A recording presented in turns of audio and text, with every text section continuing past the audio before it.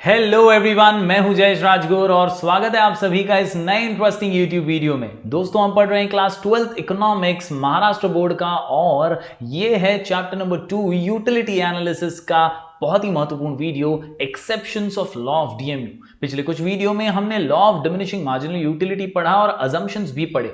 आज बारी है एक्सेप्शंस की। जी हां दोस्तों, एग्जाम में 8 मार्क के लिए पूछा जाने वाला ये क्वेश्चन एक्सेप्शंस के बिना अधूरा है। सो एक्सेप्शंस को बोर्ड एग्जाम में अच्छे से लिखना बहुत जरूरी है अगर पूछा जाए तो, और इसीलिए एक्सेप्शंस का ये वीडियो आपको पूरा देखना चाहिए। दोस्तों, एक्सेप्शंस का मतलब वो ऑड मैन आउट, वो एक्सपीरियंसेस जिनके ऊपर मार्जिनल यूटिलिटी का लॉ कभी फिट ही नहीं बैठता। जी हां, मार्जिनल यूटिलिटी का लॉ कहता है कि मार्जिनल यूटिलिटी डिमिनिश होती है, हमेशा गिरती रहती है, हमेशा डाउन जाती है। जैसे जैसे हम सक्सेसिव यूनिट्स कंज्यूम करते हैं किसी चीज की, मार्जिनल यूटिलिटी डिमिनिशेस।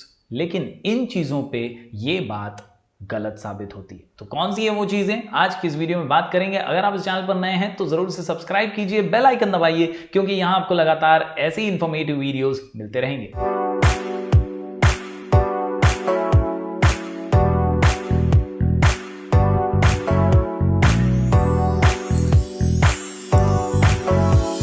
तो दोस्तों, सबसे पहले नजर डाल लेते हैं लॉ के स्टेटमेंट पर। जैसा कि हमने पहले भी रिकैप किया है, लॉ कहता है other things being constant additional benefit which a person derives diminishes. जी हां, जो एडिशनल बेनिफिट हमें एडिशनल यूनिट से मिलता है, इंक्रीज इन स्टॉक से मिलता है, वो हमेशा डिमिनिश होता है क्योंकि हम सक्सेसिव यूनिट्स कंज्यूम कर रहे हैं। और इसको याद रखने के लिए हमारा शॉर्ट कोड ABPDIS, यानी A for additional benefit, B से PD के अंदर पर्सन डिराइव्स और IS यानी इंक्रीज इन स्टॉक। तो जब भी इंक्रीज इन स्टॉक होता है, D से डिमिनिश होती है मार्जिनल यूटिलिटी। बहुत ही सिंपल सी बात। According to professor Alfred Marshall, other things remaining constant, the additional benefit which a person derives from a given increase in stock of a thing, D for diminishes, D for diminishes, D for diminishes, diminishes यानी गिरती है, कम होती है marginal utility.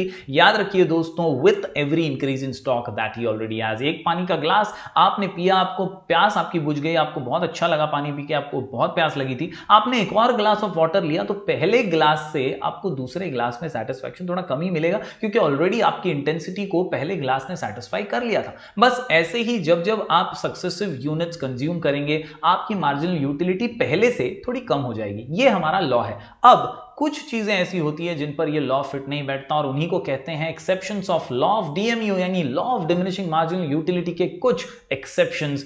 याद रखने के लिए दोस्तों हमारा शॉर्ट कोड H मैप। जी हां दोस्तों, आपने कई मैप देखे होंगे, रैंगल आपने देखा होगा, पुचिंकी वगैरह आपने देखा होगा। ये मैप है एक्सेप्शंस का map, H map. H for hobbies, M for माइजर, M for money, A for addictions और P फॉर पावर। 5 पॉइंट का ये आंसर बहुत ही सिंपल सा, exceptions of law of DMU, H map. चलिए हर पॉइंट को बारीकी से समझ लेते हैं। तो दोस्तों, सबसे पहला पॉइंट है यहां पर H फॉर हॉबीज। हॉबीज यानी आदतें। जी हां दोस्तों, जब कोई चीज हमें पसंद है और हमारी आदत बन चुकी है, तो जब भी हम वो चीज करेंगे तो हमें ज्यादा अच्छा लगेगा, हमें प्लेजर मिलेगा, हमारी मार्जिनल यूटिलिटी कम नहीं होगी, वो तो बढ़ जाएगी। जी हां, in certain hobbies like collection of various stamps and coins, rare paintings, music, reading etcetera, the law does not hold true. यानी यहां पर लॉ जो है फेल हो जाता है क्योंकि लॉ तो कहता है मार्जिनल यूटिलिटी डिमिनिश होनी चाहिए, बल्कि हॉबीज के अंदर तो वो इंक्रीज हो रही है। This is because every increase in stock gives us more pleasure. Yes, stock gives us more pleasure. This increases marginal utility. However, एक बात मायने रखती है यहां पर कि it violates the assumption of homogeneity and continuity, जो कि assumption में अल्फ्रेड मार्शल ने कहा था कि प्रोडक्ट जो भी आप कंज्यूम कर रहे हैं वो होमोजीनियस होना चाहिए, सेम साइज में होना चाहिए, आइडेंटिकल होना चाहिए। लेकिन यहां पर हॉबीज में ऐसा होता नहीं है। साथ ही साथ अगर बात करें कंटिन्यूटी की, तो यहां पर वो भी वायलेट हो जाता है। अगर आप एक पेंटिंग बना रहे हैं तो आप थोड़ा टाइम रुकेंगे, आराम से सोचेंगे, रिलैक्स होकर के एक दूसरी पेंटिंग बनाएंगे। कंटिन्यूअसली शायद आप स्टैम्प या नए नए कॉइन्स ना जमा करें, तो यहां पर ये फंक्शन, ये अजम्पशन भी वायलेट हो जाता है। तो उम्मीद करता हूं दोस्तों ये पहला पॉइंट आप समझ पा रहे होंगे। पहला एक्सेप्शन हॉबीज यानी आदतें जो आपको प्लेजर देती हैं और इसीलिए मार्जिनल यूटिलिटी इंक्रीज होती है, डिक्रीज नहीं होती। बढ़ते हैं दोस्तों आगे। अगला पॉइंट है हमसे माइजर। माइजर बोले तो कंजूस। जी हां दोस्तों, वो व्यक्ति जो एक एक पैसा बचाने की कोशिश करता है, वो व्यक्ति जब एक एक पैसा बचा ले तो उसे बहुत अच्छा लगता है। जब जब एक एक पाई वो जमा कर देता है अपनी तिजोरी के अंदर, तब तब उसे बहुत ही ज्यादा प्लेजर मिलता है, ज्यादा अच्छा लगता है। और इसीलिए ये भी एक एक्सेप्शन है जहां मार्जिनल यूटिलिटी कम होने के बजाय इंक्रीज हो जाती है। Yes, in the case of miser every additional rupee gives him more and more of satisfaction. ज्यादा से ज्यादा उसे खुशी मिलती है, सैटिस्फैक्शन मिलता है। Marginal utility of money tends to increase with an increase in his stock of money. However, इकडे पण एक झोल आहे, काय झोल आहे? However this situation ignores the assumption of rationality. जी हां दोस्तों, यहां पर अजम्पशन रैशनैलिटी का वायलेट हो जाता है। उम्मीद करता हूं दोस्तों ये बात भी आप समझ गए होंगे कि माइजर जो है वो रैशनल पर्सन नहीं है। वो हर बार एक विचित्र स्वभाव से सोच रहा है कि पैसा बचाऊं, पैसा बचाऊं, पैसा बचाऊं, और इसीलिए ये रैशनल बिहेवियर को वायलेट कर देता है। बढ़ते हैं दोस्तों अगले पॉइंट की ओर। अगला पॉइंट है हमसे मनी। बहुत ही डिबेटेबल पॉइंट है, एक्सेप्शन है बड़ा सा, लेकिन यहां पर कई इकोनॉमिस्ट की इसमें अलग अलग राय भी है। क्या है ये पॉइंट? मनी एक मीडियम ऑफ एक्सचेंज है दोस्तों। हम अलग अलग चीजें परचेज करने के लिए पैसे का उपयोग करते हैं और इसीलिए हम सब चाहते हैं कि हमारे पास पैसा हो।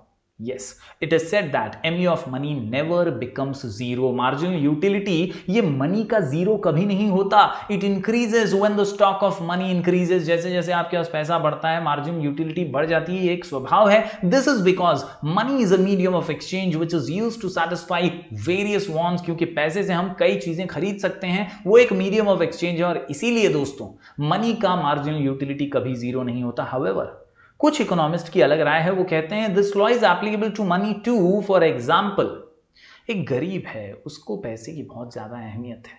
उसके पास जब पैसा आएगा दोस्तों तो उसकी मार्जिनल यूटिलिटी जो होगी पुअर, एक गरीब को, वो बहुत ज्यादा होगी। और दूसरी तरफ एक अमीर के लिए शायद मार्जिनल यूटिलिटी उतनी ज्यादा ना हो मनी की, क्योंकि उसके पास तो ऑलरेडी बहुत पैसा है। तो ये एक फर्क कई इकोनॉमिस्ट बताते हैं। For example, marginal utility of money is more to a poor person than to a rich person. तो उम्मीद करता हूं ये पॉइंट भी आप समझ पाए होंगे। चलिए बढ़ते हैं आगे अगले एक्सेप्शन की ओर। तो दोस्तों अगला एक्सेप्शन है ए से एडिक्शन। जी हां, एडिक्शन यानी नशा। कई चीजों का नशा हो जाता है, हम एडिक्ट हो जाते हैं। यहां पर गंजेड़ी, चरसी लोगों की बात हो सकती है, दारू पीने वालों की बात हो सकती है, किसी भी चीज के नशे की बात हो सकती है। जब हमें किसी चीज का नशा हो जाता है, लत लग जाती है ना, तो हमें वो चीज चाहिए ही होती है और उसका ज्यादा से ज्यादा सेवन हमें मार्जिनल यूटिलिटी ज्यादा देता है। जबकि हमारा लॉ तो कहता है कि मार्जिनल यूटिलिटी कम होनी चाहिए, लेकिन एक बेवड़े के लिए मार्जिनल यूटिलिटी बढ़ेगी जब वो दारू पीता रहेगा। Yes, it is observed in case of drunkard that the level of intoxication increases with every additional unit of liquor consumed. So, MU received by a drunkard may increase. जैसे जैसे वो दारू पीता जाएगा उसकी marginal utility तो increase हो जाएगी। Actually, it is only an illusion. This condition is similar to almost all addicts. हर किसी लतखोर के लिए ये situation common है। However, this violates the assumption of rationality. Once again, एक drunkard, एक नशेड़ी जो है वो एक नॉर्मल पर्सन नहीं है, वो एक रैशनल पर्सन नहीं है और इसीलिए यहां पर ये भी वायलेट कर देता है अजम्पशन को। एडिक्शन ये एक महत्वपूर्ण एक्सेप्शन बन जाता है जहां पर हमें बताया गया है कि एक एडिक्ट के लिए मार्जिनल यूटिलिटी डिक्रीज नहीं होती। बढ़ते हैं दोस्तों आगे आखिरी पॉइंट की ओर। ये है पी से पावर। एच मैप के अंदर हमने देखे अलग अलग पॉइंट्स। पी से पावर में हम देखेंगे कि किस तरह से जब जब हम ज्यादा पावर एक्वायर करते हैं हमारी इच्छा और पावरफुल बनने की हो जाती है। आपने मिर्जापुर सीरीज तो देखी है, हमें पूरा राज चाहिए, यस गद्दी चाहिए बस। तो ये जो पावर है ना दोस्तों, यहां पर बहुत ज्यादा एडिक्टिव हो जाता है कई बार। This is an exception to the law because when a person acquires power his lust for power increases.